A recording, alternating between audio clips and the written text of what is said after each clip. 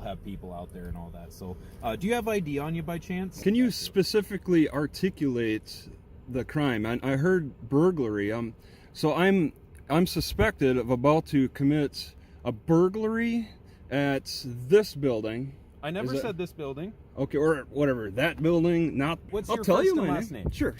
I got your name, so that's fine. Yep. What's your first and I'm the last? owner of this car.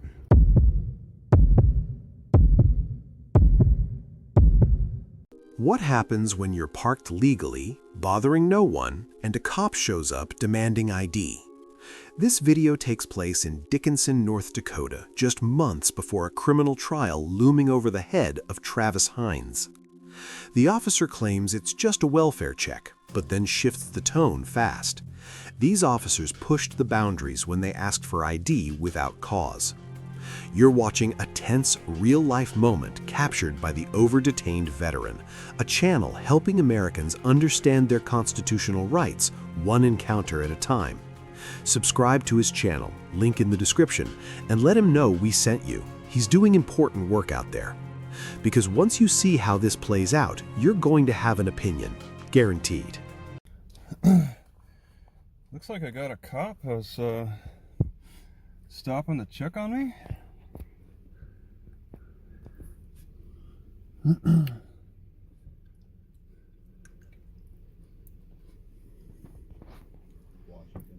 Hey, what's up? Hello. How's it going, sir? Good. How about yourself? I'm well. So we got a couple calls. Oh, yeah? Just to come check on you because you're out here and Yeah. on a road that dead ends and people are just concerned and all that. Yeah. I wonder who they would be. I'd be interested in knowing who they are. Yeah, we got a lot of people out here who keep eye on stuff and Yeah. especially the Southwest District Health Unit over here. Mm-hmm. They'll have people out there and all that. So, do you have ID on you by chance? I can trade IDs with you, sure. Where's yours? Where's mine? You want to see my ID? Yep, I want to see your ID. Yeah, sure. I'll show you my ID. Your driver's license? I'll show you my police issue ID. No, I'll trade driver's license, or I'll trade equal, whatever IDs. I don't have a police license. That's my police officer. Aaron ID. Bates. Okay. Yep. Bates. Yep. Okay. 435. That's my badge number. Okay. Aaron Bates. Yep. How long you been working here? I've been here for 3 years. Okay. Yeah. And that's my driver's license. Okay. North I'm not Dakota. gonna show you the personal information on there, okay? Because that's an officer safety issue. But all right. Yeah. Not for federal identification. I've never seen that before. But that's North Dakota. that's North Dakota. Yep. Okay. Okay. Do you have ID on you, sir? Well, I mean, I'll show it to you, I guess. I mean, is that? Well, I don't know where. All right. Yeah. Is there a crime that I'm suspected of? Well, that's what I'm trying to figure out. Yeah. This early exchange sets the tone. Under Hiibel v. 6th Judicial District Court of Nevada, 2004, states can require ID only during a lawful Terry stop, and only if there's reasonable suspicion of a crime. Here, Travis flips the power dynamic. He asks for the officer's ID first. Sitting out here in the middle of nowhere, it's just a suspicious nature. Boy, that's pretty cool. What? Oh, that's your glasses. I'm like, am I looking at a screen? Oh, right there, yeah. You got a camera, I'm sure. I got a mic pack on me here, and the camera's over there, so this is connected to that, so it can hear everything. Oh, and you do SWAT too? Okay. Mm-hmm. Yeah. I thought I was looking at a screen or something. Okay, so the crime is what again? Well, what's the city ordinance that I'm violating? Or so is it? You're Wait. actually out in an area that normal innocent public is not out in, right? If you want me to explain why I'm here, no, sir, like I can do that. I want to change the question. I got a good question. Okay. You ready? Are you doing community caretaking right now? Community caretaking? Yeah. Are you in that phase right now? Are we doing a community caretaking function? In terms of my police duties, right now, yeah, I'm out here investigating a suspicious vehicle. Okay. We've had multiple burglaries in the area as of late. Like the tree line. Well, we have businesses literally the farm. right here. The farm plots. So yeah, you got fields over here, but then what you're neglecting to say is over here on the west side is a bunch of businesses that could potentially be burglarized. I'm coming out here to identify you, so that way if we do have a burglary in this area, we have somebody to come back to. Yeah, so, that's an investigation, and you're saying that I'm about to commit a crime? No, I'm just making sure that I identify you, so that way if a crime is committed, we have somebody to come back to and talk to. If it turns out to be nothing, then we just move on our way. Okay, can you specifically articulate the crime? I heard burglary. So I'm suspected of about to commit a burglary at this building. I never said this building. Okay, or whatever, that building, not. The officer denies community caretaking and shifts to criminal suspicion. Under Caddy v. Dombrowski, 1973, community caretaking allows minimal intrusion, but it's not a free pass for ID demands. Once criminal suspicion is raised, Fourth Amendment protections kick in. Not the farm plots, I'm sure, right? It could be miles away, too, you know? It's like, I'm in a car, you know, there's close by. You got a bike there, you could easily travel. You can travel through these fields to these nearby homes just across the way there.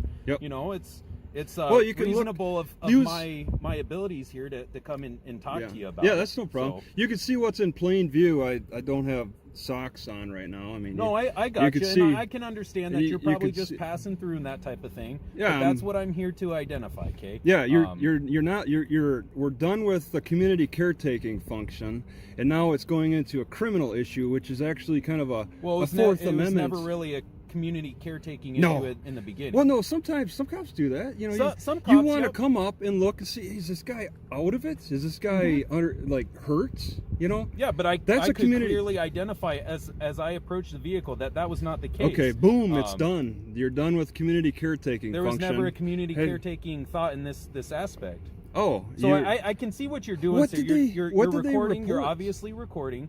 You're trying to get me. You know, educational. To put me on YouTube or whatever. It's educational. Sure, yeah, I got you.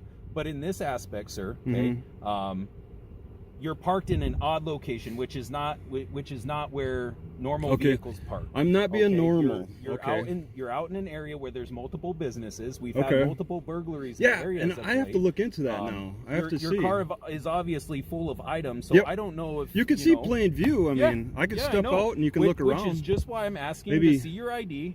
Once I do that, I can get out of your hair. Yeah, and usually, like, the cop is like, I want to see your ID because I suspect you of, and you're saying potentially there could be burglary, or I'm not in a normal circumstance here. This isn't a normal park job or something. I mean, it's kind of dancing around crime. It's dancing around criminal issues. So I don't see any dancing here. It's a blatant to the point type of thing. You know what the Fourth Amendment's about, and so there's touchy issues. Since you're delving into Fourth Amendment issues, they ask for you to be specifically articulate what crime. I specifically articulated why I need to see your ID and why I'm contacting you. All right. At this point in time, I'm not placing you under arrest. I'm not searching you. Well, I mean, it's not an unreasonable search and seizure of your person or property. At this point that's in fine. time, I'm just asking to see your official government driver's license, right? Which you were probably provided by the state of Washington. Well, Travis demands a clear articulation of the crime. That's exactly what Terry v. Ohio, 1968 requires. Specific, articulable facts justifying the stop. A hunch isn't enough. Suspicion must be grounded in observable behavior, not assumptions. You could just hand that to me. Is this a traffic infraction? Is this a traffic infraction? I mean, I could tell you my name. I'm not trying to hide who I am. What's your first and last name? Sure. I got your name, so that's fine. Yep, what's your first and I'm the owner of this car. My name is Travis Heinze. Travis Heinze? Yeah, Heinze. And what's your date of birth? It's kind of a I'll need yours too. It's a hassle. February 21st of 90. Okay, yeah, all right, sure. 12/24/75. 12/24/75. Yeah. So that's. I mean, you could look all that information up. I mean, I have no problem. I'm not trying to hide. I mean, I know I don't have to give information, but I mean, I like. 29 out of Washington. Go ahead. Name and date of birth.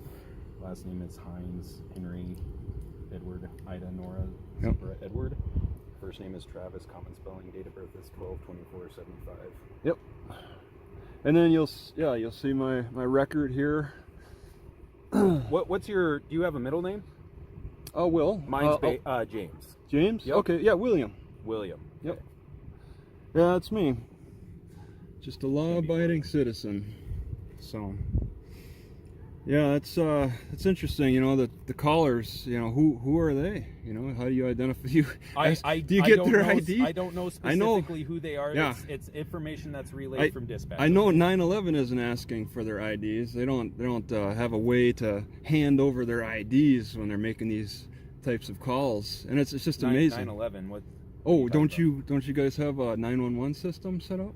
Yeah, 911. Mm-hmm. Yeah, I just called it different. I mean, okay. I wasn't sure if you were my type of What's that? I wasn't sure if you were referring to something different or what. 911. Yeah, I don't know. Most of the time people call it 911. So I was just thrown off just by the way you called it. It's fine. Yeah, dialects. It's something else. Yep. I mean, tomato, right? Yeah, it's just That's why I'm not from around here, right? It's like, you know, there's different certain ways that locals talk. So I talk my way as a traveler. So it's kind of taken from. And is that what you're doing, traveling? Yeah, okay. I'm just traveling around. I mean, I just getting familiar with the areas. It's getting chilly, so now I want to head south. It's kind of it's gonna get real chilly up here. Yeah, it gets for sure. Like negative 40s real quick. I don't want to be here during that time. So you guys won't have any issues with me, being here. It's like, well, it's not necessarily we're having issues now. We're just making sure that if an issue were to arise of a business out here being burglarized, we have a lead to go back on. You point your finger straight at me. No, I appreciate I'm not saying that. It would be you. It would. I'll be the first in line. Follow up on, okay. I'll be.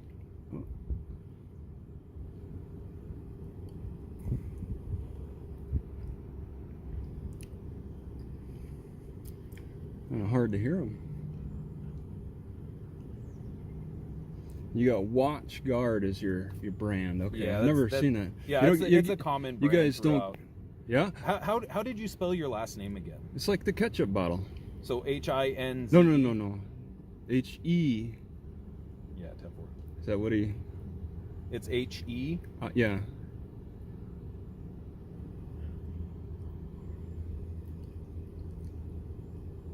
Can you give me a quick rundown? A rundown? Oh no, do I get a warrant? That's crazy.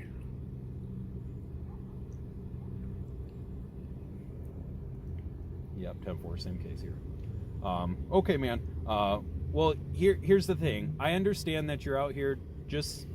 Go ahead. You're exercising your freedom of travel. Just relaxing. Like that. Yeah, I guess you'd call it that. I'm just relaxing. Trying to eat. Oh, it's 10-4, thank you. Okay, man. So I appreciate the back and forth with me here. I appreciate you giving me the information in exchange for information, right? I will be honest with you. Most officers won't give information like that. Okay. Well, I mean, there's really no crime. I mean, you're in a difficult position. Again, you keep stating there is no crime, which I stated there is no crime immediately at foot. All right. I already explained multiple times why I'm out here. I appreciate the candor back and forth. I really do. Okay. All your information checks out, right? All right. And again, I appreciate you pro quo. Yeah, equality. I mean, it's way I look at it is it's the Fourth Amendment. It's my leverage, as a citizen to exchange information. I don't have to give any information. I could plead the Fifth. That Fourth Amendment. Freedom from being searched and all that stuff. But I like to exchange information. I want to learn a little bit more about yourself. Right. So I'm willing to give up to get back. I mean, a lot of people, you say a lot of cops won't give in to that. There's a lot of people who won't give in to that too. Yeah, for sure. On that, there's opposites on both ways. Mm-hmm. To the rest of our department, that you're out here, you're hanging out, that you're not a big deal. You're just chilling out, having a quick meal and doing whatever you're gonna do. Okay, sounds good. Bates. Yep. Would you like a card of mine or anything like that? After checking Travis's info, the officer admits, "You're not a big deal." This moment proves that compliance isn't mandatory when no law is broken, and sometimes knowing your rights is all it takes to end an encounter. I don't want any issue. I want to leave with a clean slate. Right. And so it's, this is kind of middle ground. I want to, I'd continue to Bismarck, check that out. I'd explore around, but I kind of have a gray cloud over my head right now. And that might have come back, I don't know. But that's like, they're wrestling people to the ground just to get their IDs. I got you. Thank you for not doing that. Well, there was no need, and like I said, I appreciate the back and forth that we've had here. I'm not going to take up any more time. Obviously, you have a meal here that you're trying to eat. Like I said, I'll let our dispatcher know, so if anybody else calls in, we already made contact. We know who you are. We know that you're not a big deal. You're just trying to sit here and enjoy the city of Dickinson. So I appreciate your time, sir. I'll get out of here. You have a good day. Okay, you too. Thank you. All right. Yep. You just witnessed how one calm citizen held the line, without yelling, without backing down, and most importantly, without giving up his rights. In this country, freedom isn't something you beg for, it's something you use. If you've ever been pressured to show your ID without legal cause, drop your story in the comments.